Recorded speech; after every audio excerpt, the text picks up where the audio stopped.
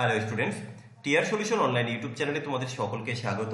তো আজকের এই ভিডিওতে আমি আলোচনা করব আরআরবি এনটিপিসি পরীক্ষায় আসা বিগত বছরের ম্যাথমেটিক্সের কোশ্চেন। তো আজকে মেনলি থাকছে 7 জানুয়ারি 2021-এর ফার্স্ট শিফটের কোশ্চেনগুলো নিয়ে। তো আমাদের আজকের ফার্স্ট যে কোশ্চেনটি রয়েছে, দেখো কি বলা হয়েছে, যদি x/y = 3:4 হয় তাহলে আমাকে বের করতে হবে 4x + 3y = 4y - 4x এর ভ্যালু কত। তো এখানে কি করব, এই x এর ভ্যালুটাকে আমি 3 ধরলাম আর y এর ভ্যালুটাকে আমি 4 ধরলাম। তাহলে এই জায়গাটায় শুধুমাত্র আমি মানটা বসিয়ে দেবো। তাহলে x এর ভ্যালু কত ধরলাম, আমি 3 ধরলাম। তাহলে এই জায়গাটা আমি লিখতে পারি 4 × 3, আচ্ছা, প্লাস y এর ভ্যালু তো 4, তাহলে আমি এখানটা লিখতে পারি 3 × 4। ওকে, এবার কি করব, = এখানে 4y আছে, y এর ভ্যালু তো 4 ধরেছি, তো আমি 4 × 4 করলাম। আচ্ছা, -4, x এর মান কত, 3, তো আমি এখানটায় 3 বসিয়ে দিলাম। এবার চলো একটু গুণ করে, 3 × 4 = 12 আর 3 × 4 = 12, তাহলে 12 + 12 কত হয়, 24। আচ্ছা, 4 × 4 = 16, তার থেকে যদি আমরা 3 × 4 = 12 মাইনাস করি তাহলে কত থাকবে, 4 থাকবে। এবার আমরা এখান থেকে রেশিওটা বের করব। যদি 4 দিয়ে কাটি তাহলে কত হবে, 6 হবে, 4 দিয়ে কাটলে 1 হবে। তাহলে আমার উত্তর কিন্তু চলে এসছে, কি না, অপশান ডি হবে আমার এই কোশ্চেনের সঠিক উত্তর। আশা করি প্রত্যেকে বুঝতে পেরেছো। আচ্ছা, নেক্সট কোশ্চেন কি বলা হয়েছে, দেখো একটি গাড়ির মূল্য প্রতি বছর 20% করে হ্রাস পায়। যদি 2 বছর পর গাড়িটির মূল্য 4,80,000 টাকা হয় তাহলে গাড়িটির আসল দাম কত হবে। খুব সুন্দর একটা কোশ্চেন, দেখো কিভাবে করব আমরা। তাহলে প্রতি বছর 20% করে হ্রাস পাচ্ছে, তাই না? তার মানে ব্যাপারটা হচ্ছে এরকম যে এই 20%কে আমি লিখতে পারি, কি লিখতে পারি, 20/100 কাটলে কি হবে, 1/5। তাহলে প্রথমে যদি তোমার দাম থাকে 5 টাকা, সেটা এখন কমে গিয়ে দাম হবে 4 টাকা। একই রকম ভাবে দ্বিতীয় বছরও সেই 5 টাকা থেকে দামটা 4 টাকা হয়ে যাবে। তো আমরা এবার দেখে নেব এখানে 2 বছরের শেষে দামটা কি হয়। তাহলে প্রথমে যদি দাম হয় 5 × 5 = 25 টাকা, সেই দামটা এখন হয়ে যাবে 4 × 4 = 16 টাকা। ওকে, এবার এখানে কি বলা হয়েছে, 2 বছর পর গাড়িটির দাম মূল্য বলে দিচ্ছে। তার মানে 2 বছর পর, এই যে এটা তো আমার পরেরটা, তাই না, কমে যাওয়ার পরে, তাহলে এই যে মূল্য বা ভ্যালু, এটা কত, 4,80,000। তাহলে এবার আমাকে বের করতে হবে আসল দাম। আসল দাম তো এই 25 ইউনিট, তাহলে এখানে আমি 25 এর সাথে গুণ করব কত, এখানে দেখি কত গুণ করেছি, 16। তাহলে এখানে আমি যদি 3 করি, 3 × 16 = 48, আর এই হলো 0, 30, আরও এখানে 3টে শূন্য থাকবে। তাহলে এখানে আমি 30,000 দিয়ে যদি গুণ করে দেই আমার উত্তর চলে আসবে। তাহলে 3 × 25 কত, 75। দেখো এবার বাকি শূন্য না লিখলেও কিন্তু আমি উত্তর বের করে দিতে পারবো। কিভাবে, শুরুতে 75 তো থাকবে, এখানে দেখো 75 নেই, এখানে 75 নেই, এখানে শুরুতে 75 আছে। এবার বাকি শূন্যগুলো তুমি বসিয়ে দাও, এটা দরকার নেই, তোমার মেন উত্তর করাটাই তো মেন, তাই না? তাহলে অপশন ডি হবে আমার এই কোশ্চেনের সঠিক উত্তর। তো আমরা পরের কোশ্চেনে যাচ্ছি, তার আগে আরেকটা বিষয়, যারা এর আগের ক্লাসগুলো দেখোনি তারা অবশ্যই এই পরীক্ষা দিতে যাওয়ার আগে কিন্তু আমার এই সিরিজটাকে দেখে নেবে ভাই, রেগুলার। কেমন, আমি বিগত বছরের কোশ্চেনগুলো কেন করাচ্ছি তোমরা দেখে বুঝতে পারবে, অনেক কোশ্চেন রিপিট হয় এবং কোশ্চেনের প্যাটার্ন যে কিরকম কোশ্চেনগুলো আসে, এই বিষয়গুলো ভালো বুঝতে পারবে। তবে হ্যাঁ, নিয়মিত ক্লাস পেতে গেলে তোমাদেরও কিছু করতে হবে, ক্লাসগুলো শেয়ার করবে।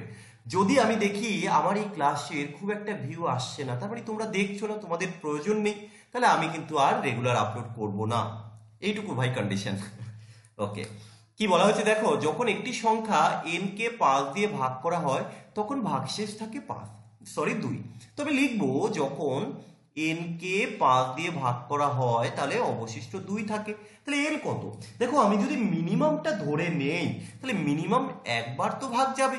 তাহলে এই n কত, 5 × 5, তার সাথে যদি আমি 2 যোগ করে দেই তাহলে কত হবে, 5 আর 2 = 7। তাহলে আমি কিন্তু এই যে n পেয়ে গেলাম 7।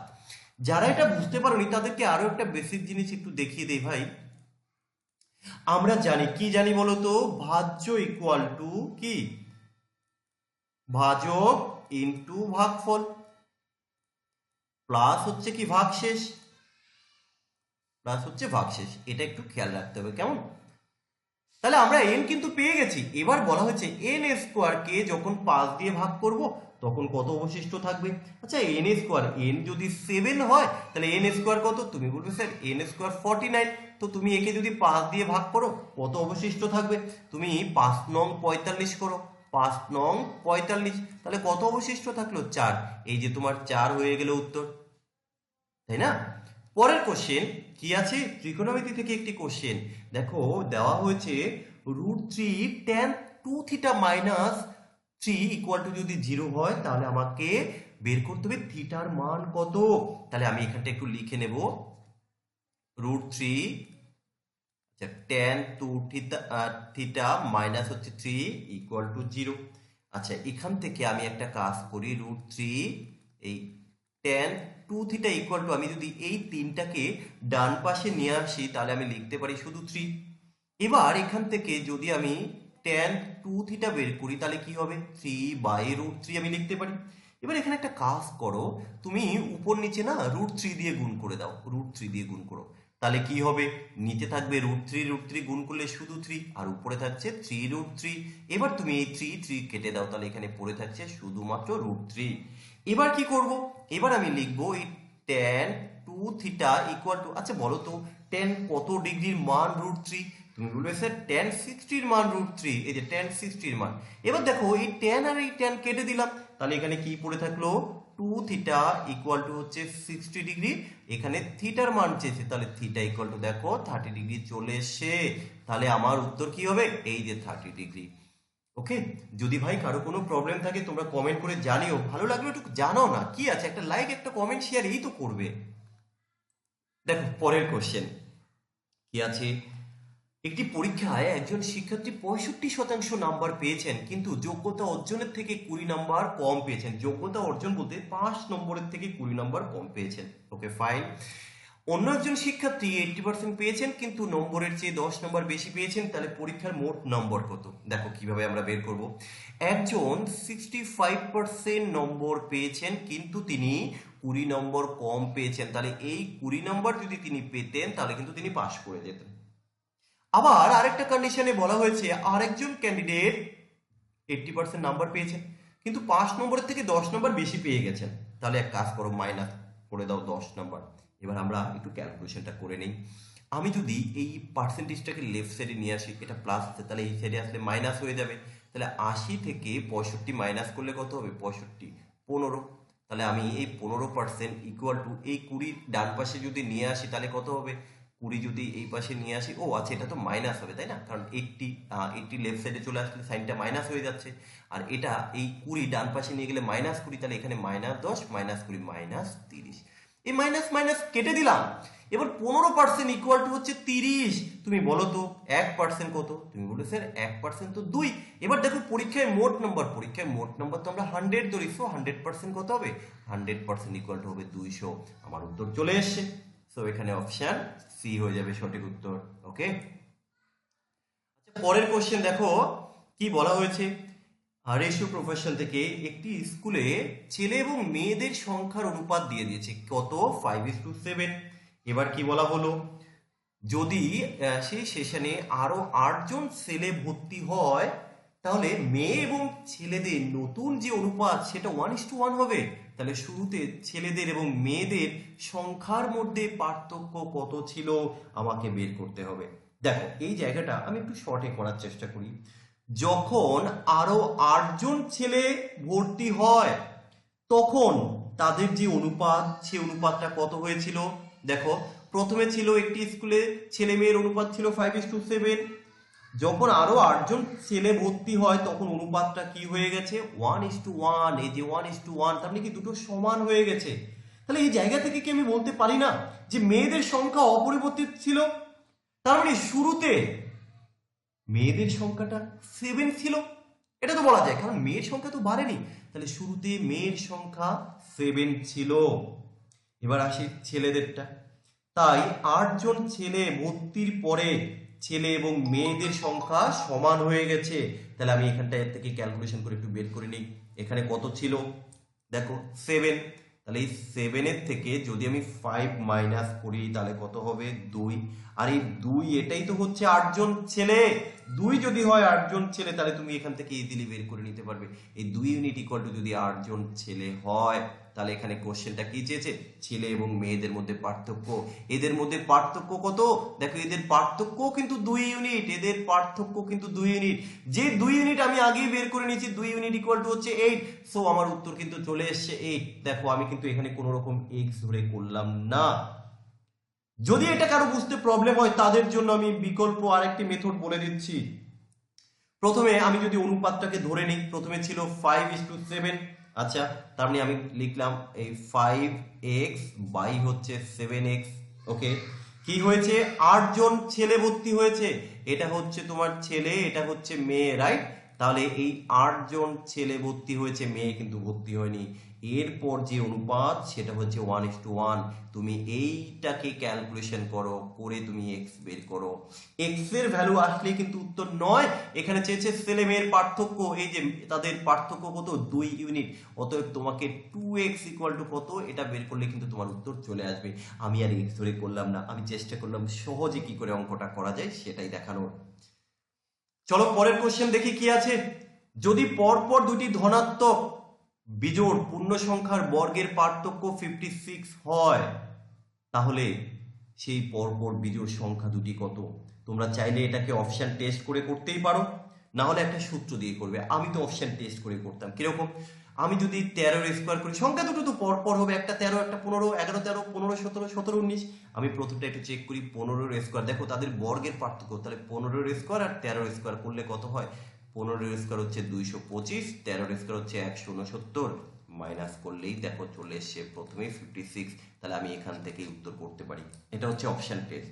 যদি অপশন টেস্ট না করি তাহলে তোমাকে এ আর বি ধরে করতে হবে। যে মনে করি একটা সংখ্যা এ বা এক্স, আর একটা সংখ্যা কি হবে, যেহেতু বিজোড় সংখ্যা, দেখো আমি অল্টারনেটিভটা দেখিয়ে দিই ভাই। ধরে নিলাম প্রথম বিজোড় সংখ্যাটি এক্স, তাহলে অপর বিজোড় সংখ্যাটি কি হবে, এক্স প্লাস 2। এই যে দুটো সংখ্যা আমরা পেয়ে গেছি। এবার এদের বর্গের পার্থক্য, তাহলে অ্যাকর্ডিং টু কোশ্চেন আমি লিখতে পারি বর্গের পার্থক্য, তার মানে কি এক্স প্লাস 2 তার হোল স্কোয়ার, এই যে বর্গ তার পার্থক্য এই যে এক্স স্কোয়ার, বর্গের পার্থক্য কত 56। তুমি এবার এটা ক্যালকুলেশন করো, তাহলে তুমি নিজে বলবে স্যার অপশন টেস্ট করাটাই বেস্ট। তুমি এটা ক্যালকুলেশন করো, করে সেম উত্তর আসবে ভাই। ওকে, আচ্ছা নেক্সট কোশ্চেন আমি চলে যাচ্ছি। চক্রবৃদ্ধি সুদ থেকে একটি কোশ্চেন। চক্রবৃদ্ধি সুদ আসলে দেখো চক্রবৃদ্ধি সুদের ক্ষেত্রে যে নিউমেরিক্যাল ডিজিটগুলো দেখো বাজে বাজে দেয় ওরা। বাজে দেওয়ার কারণ হচ্ছে যাতে সময়টা বেশি লাগে, কিন্তু আমি সেই প্রসেসে যাব না, আমি শর্টকাট ওয়েতে করাবো। চক্রবৃদ্ধি সুদে জমা করা কত 12,000 টাকা 5 বছরের শেষে দ্বিগুণ হয়ে যায়, তাহলে 15 বছরের শেষে ওই অর্থের পরিমাণ কত হবে? খুবই সিম্পল একটা কোশ্চেন ভাই। 2 বছরে দেখো দ্বিগুণ হয়ে যায় 5 বছরের শেষে, তাহলে আমি লিখবো 2 টাইমস বা 2 গুণ, আমি লিখে নিচ্ছি এই যে 2 গুণ হয় 5 বছরে, 5 বছরে। এবার এখানে 15 বছরে কত হবে এটা জানতে চেয়েছে, তাহলে 15 বছরকে আমি কিভাবে লিখবো, দেখো 15 বছরকে আমি এইভাবে কি লিখতে পারি, 3 ইন্টু 5, 3 ইন্টু 5, তাহলে এখানে কত টাইম আসবে, দেখো এখানে এই যে 3 আমি এটাকেই তার পাওয়ারে বসিয়ে দেবো 2 কিউব, তাহলে 2 কিউব ইকুয়াল টু কত, দেখো 2 এর কিউব হচ্ছে 8, তাহলে তুমি বলবে স্যার 8 গুণ হয়, 8 গুণ হয় কত, এই যে স্যার 15 বছরে 8 গুণ হয়। এখন বিষয়টা কি বলতো, এই শর্টকাটগুলো তারা বুঝতে পারবে না যারা আমার বেসিক ক্লাসগুলো করেনি, তারা কি করে বুঝবে, তাই না? কিন্তু এটা তো 8 গুণ হবে, কিন্তু এখানে তো কত গুণ হবে এটা চাইনি, টাকা চেয়েছে, টাকা বের করতে হবে। তাহলে আমার টাকা রেখেছিলাম কত 12,000 টাকা, তাহলে এই যে ইন্টু 12,000 করো, এই 12,000 টাকাটাই তো 8 গুণ হবে, তাই না? 12,000 টাকা রেখেছো 8 গুণ হবে, তাহলে কত 8 12 96, এই যে 96,000 টাকা তোমার উত্তর। কোথায় আছে 8 12 96? অপশন ডি তে রয়েছে। ওকে, নেক্সট কোশ্চেন আমি যাচ্ছি। দুটি সংখ্যার অনুপাত দেওয়া আছে 2:3, সংখ্যার সাথে 4 যোগ করা হলে অনুপাত হচ্ছে 7:10, তাহলে সংখ্যা দুটির মধ্যে পার্থক্য কত? এখানেও কিন্তু চাইলে আমরা অপশন ধরে করতেই পারি। দেখো একটা বিষয়, আমি যদি একটু ধরে অপশন মানে এক্স না ধরে করি তাহলে ব্যাপারটা কিরকম হবে, দুটো সংখ্যা আমি এ আর বি যদি ধরি তাহলে তাদের যে অনুপাত সেটা কত 2:3। ওকে, এবার পরে যখন 4 যোগ করেছি তখন অনুপাতটা হয়েছে কত 7:10 7:10। তাহলে এখানে কত ইউনিট বাড়লো আমরা একটু দেখে নেব। এখানে 5 ইউনিট বাড়লো, এখানে 7 ইউনিট বাড়লো, কিন্তু 4 যোগ করেছি, এখানেই সমস্যাটা। তাহলে একটা কাজ করি, আমরা এই জায়গাটা একটু ইকুয়াল করার চেষ্টা করি। আমি যদি এই বি এর সাথে 3 গুণ করি তাহলে 3 3 9, আমি জাস্ট এখানে গুণ করছি। আর একই রকম ভাবে এখানেও আমাকে গুণ করতে হবে, তাহলে 3 2 6। আমি নতুন ইউনিট টেবিল লিখবো। প্রথমে 6:9, আমি এটাকে আমার প্রয়োজন অনুযায়ী বাড়ালাম, আর এটাকে আমি লিখতে পারি 7:10। এবার দেখো কত ইউনিট বাড়লো, 1 ইউনিট। এখানে কত ইউনিট বাড়লো, 1 ইউনিট। এই 1 ইউনিট ইকুয়াল টু তো 4, কিন্তু ওরা যে সংখ্যা দুটির মধ্যে পার্থক্য, আরে ভাই পার্থক্য কত ইউনিট, দেখো পার্থক্য 3 ইউনিট না, 3 ইউনিট না পার্থক্য, তুমি এখানেও দেখো 3 ইউনিট পার্থক্য। তাহলে 1 ইউনিট ইকুয়াল টু যদি 4 হয়, 3 ইউনিট ইকুয়াল টু কত, 3 unit equal to 12। So option A হয়ে যাবে আমার এই কোশ্চেনের সঠিক উত্তর। এর থেকে শর্ট আর কিছু হতে পারে? তুমি করে দেখো। তোমরা কেন এক্স ধরবে, কেন এবিসি ধরে অঙ্ক করবে? পাটিগণিত মানে এক্স ওয়াই নয়, পাটিগণিত মানে তুমি 100 ধরে করো। তো আমি কিন্তু 9টা কোশ্চেন করে দিলাম, শেষের একটা কোশ্চেন তোমাদের জন্য আমি রাখছি, তোমরা একটু কমেন্ট করে উত্তর জানানোর চেষ্টা করো না, দেখি পারো কিনা। সবই তো আমি করে দিচ্ছি, না পারলে আমি পরের ভিডিওতে আবার এটা করে দেবো, টেনশনের কি আছে? দেখো সব কিন্তু ভাই প্রিভিয়াস ইয়ারের কোশ্চেন। আমি আবারও রিপিট করছি, যদি ভালো স্কোর করতে চাও প্রিভিয়াস ইয়ার যেরকম তোমরা যা করছো দিনে প্র্যাকটিস শেখা যা কিছু করো, কিন্তু তার পাশাপাশি এই যে আমার 20-15 মিনিটের যে ক্লাসগুলো দিচ্ছি, দেখো না, দেখে কিছু শেখো। আর যদি মনে হয় স্যারের ক্লাসগুলো তো ভালো লাগছে, বেশ ভালোই তো বুঝতে পারছি, অনেক ইজি, যদি মনে করো কেউ আরআরবি এনটিপিসির জন্য আমার ব্যাচ কোর্স এনরোল করবে, তো তোমরা আজই এনরোল করে নাও। আমাদের ব্যাচ কিন্তু শুরু হয়ে গেছে। তোমরা যোগাযোগ করবে 9933861000 এই নাম্বারে। আমরা ক্লাসগুলো কিন্তু ইউটিউবে নেই না, আমরা ক্লাসগুলো নেই গুগল মিটে, ফেস টু ফেস। যা প্রবলেম এনি টাইম তুমি আমাকে ডাইরেক্ট বলতে পারবে। আমাদের লাইভ ক্লাসগুলো রেকর্ড হয়, সমস্ত ক্লাস অ্যাপে আপলোড হয়ে যায়। এখানে আরআরবি এনটিপিসির ফুল সিলেবাস কভার করে দেওয়া হবে। তো যদি কেউ ভালোভাবে শিখতে চাও, তো আর দেরি করো না, আজই এনরোল করে নাও। চলো।